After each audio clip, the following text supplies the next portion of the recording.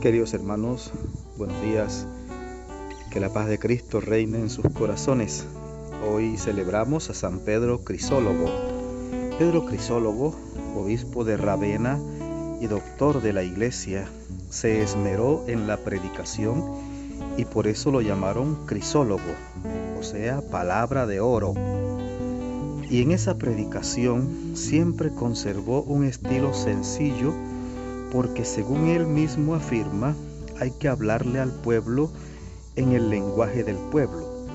Recomendaba mucho la comunión frecuente y exhortaba a sus oyentes a convertir la Sagrada Eucaristía en su alimento de todas las semanas.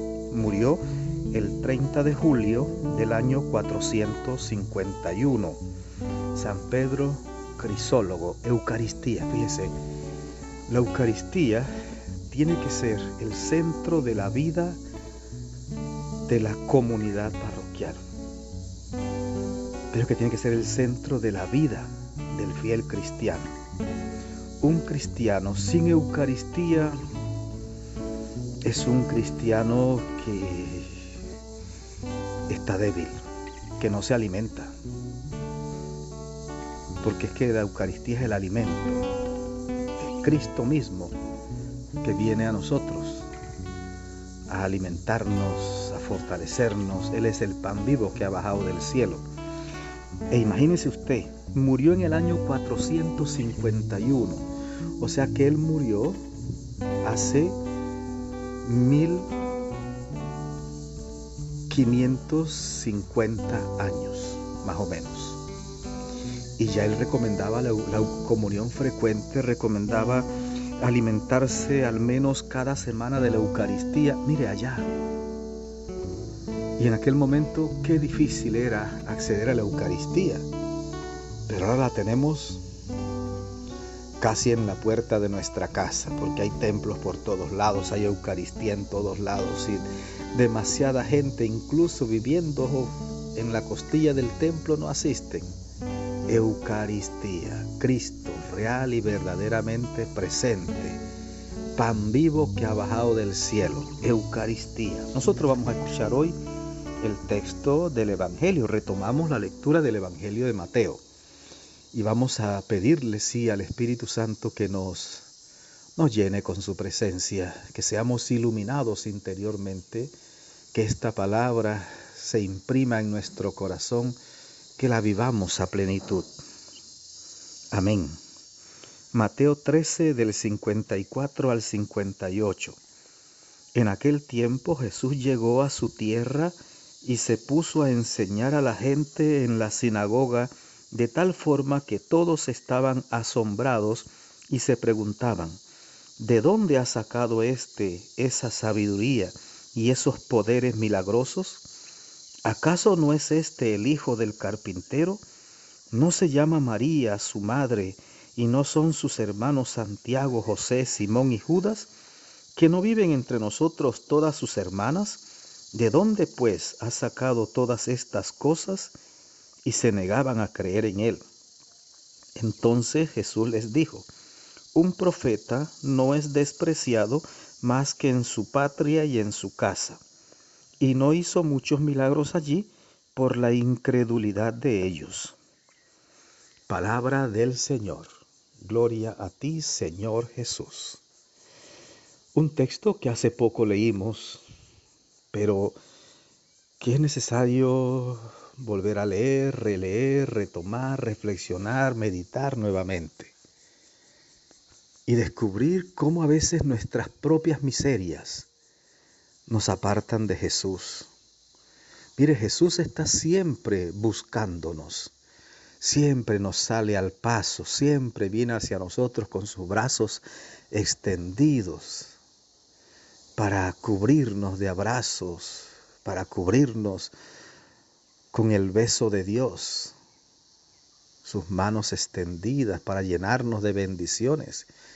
Pero son nuestros reparos, son nuestras ideas, nuestras opiniones a veces torcidas, las que nos llevan a rechazar al Señor siendo que es el único Salvador del mundo.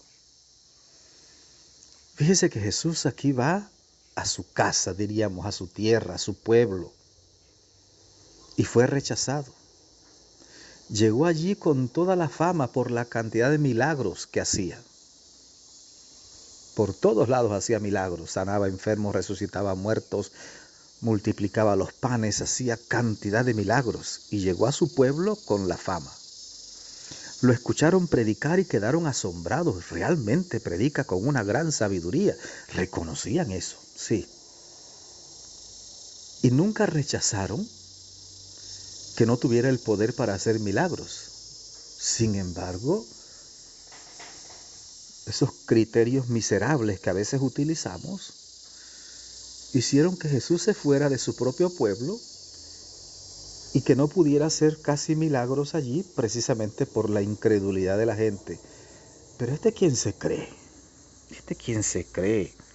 ¿De dónde saca esa sabiduría y esos poderes milagrosos? ¿Acaso no es el hijo del carpintero? Este pobre sí creció con nosotros aquí en el pueblo. Conocemos muy bien a su papá, a su mamá, a sus hermanos, a sus hermanas, a su familia. Sabemos muy bien cómo ha vivido, quién es. Lo conocemos. Entonces, sencillamente lo rechazan porque creen que conocen a Jesús. Qué bueno hubiera sido que lo conocieran de verdad, porque si lo hubieran conocido, hubieran reconocido que es el Hijo de Dios. Pero no lo conocían. Ellos conocían una parte de la historia de Jesús. Diríamos, conocían su aspecto humano, pero no conocían su naturaleza divina. No conocían que era la segunda persona de la Santísima Trinidad. Realmente no conocían a Jesús. Y además,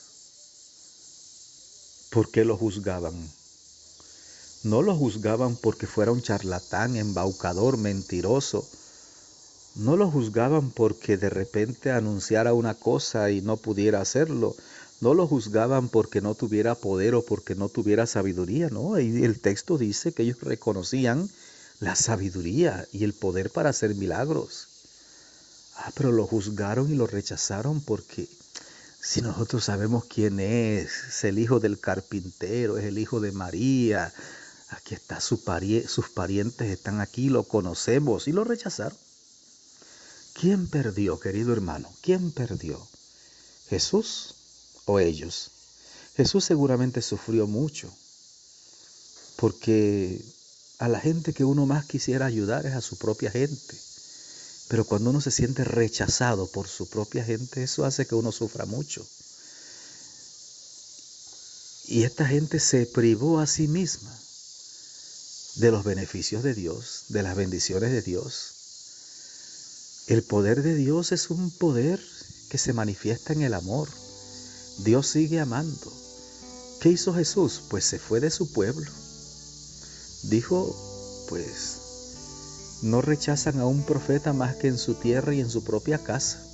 Y se fue de ahí sin hacer grandes milagros, sin hacer muchos milagros, porque a la gente le faltaba fe. ¿Quién perdió? Ellos mismos. Jesús está llegando a tu casa, querido hermano, permanentemente. Jesús está llegando a tu casa. Entra en tu corazón. Él quiere entrar en tu corazón. Pero no puede hacer nada por ti si tú no se lo permites. Si tú no crees en Él, si tú desconfías de Él, pues no puede hacer nada por ti. Porque Él no te va a dar lo que tú no quieres recibir. Y siempre te va a pedir como condición previa la fe. Querido hermano, que el Señor te bendiga abundantemente, que la Virgen Santísima te acompañe. Que tengas un maravilloso día.